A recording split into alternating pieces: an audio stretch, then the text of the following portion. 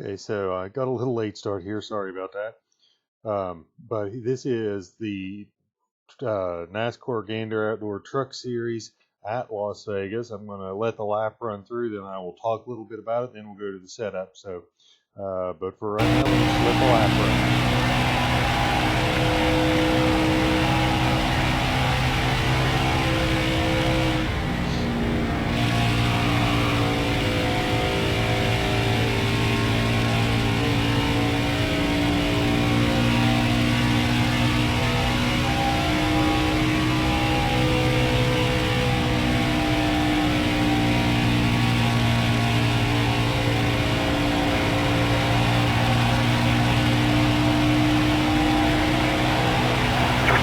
So that was a 31.358, not the fastest I've ran, but again, with no draft help or anything, I think it's a respectable lap. Let's rewind it and talk about it for a minute. Okay, so coming to the start-finish line here, I am usually close to the apron or not on it. I'm not a big fan of cutting it clear down in here. If you go clear down in here, a lot of times it just seems like it makes that turn one harder. But I'm going to let it roll here, and then let's talk about turn one. Vegas is exactly drive the car pretty deep into the corner. So we are right about this, I think that red sign there is where I am lifting, which is probably not quite halfway through the corner. But this is a track where you can drive it in pretty deep. There's no braking. You lift just a little. What I like to do is try to, again, and I say this in all the videos, stay down near that white line all the way through the exit of the corner while still staying wide open. This is about as deep, I think, as you drive into any corner on a 1.5 mile track, with the exception of maybe Texas. But anyway, here we go. This is driving it in. Slight lift, back on the gas when it settles. Notice we're staying pretty low here coming out of the corner.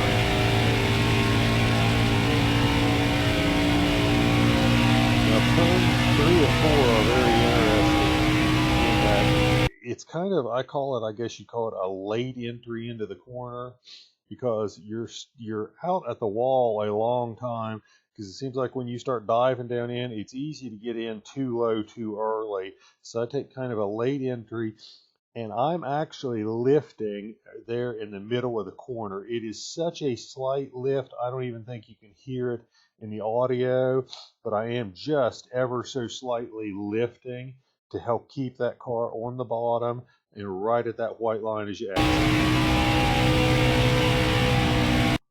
And if you'll notice, the RPMs went from about 8,000 to about 7,800, and I'll watch it here so you can see it.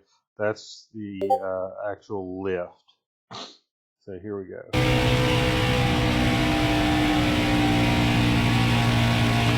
there was a lift there, and I'm picking back up to the RPM. That was such a slight lift. Wow, that's bad. So anyway, that is the lap. Let's talk about the setup.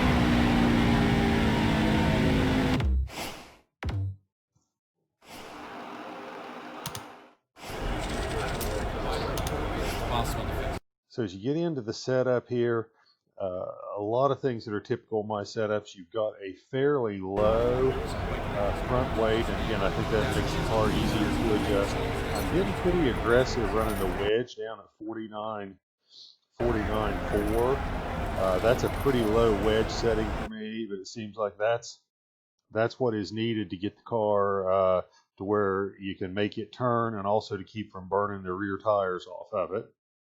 So what else we got here to talk about? I am being much more aggressive on the left front camber than the right front. And again, that's in an effort to be aggressive on the left front to help the truck turn, be conservative on the right front to help the tires last.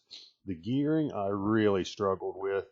I could not find a gear that I was completely happy with. I finally settled on a 3.25 with a 0.95 in fourth gear. I almost went with a 3.33 gear, but I was never completely happy with either one of them. You might want to play around with the gears, see if you can find something that will pick up another little bit of speed there. But anyway, it's a pretty easy to drive setup. You do have to save the tires a little bit, but the tires last fairly well in this.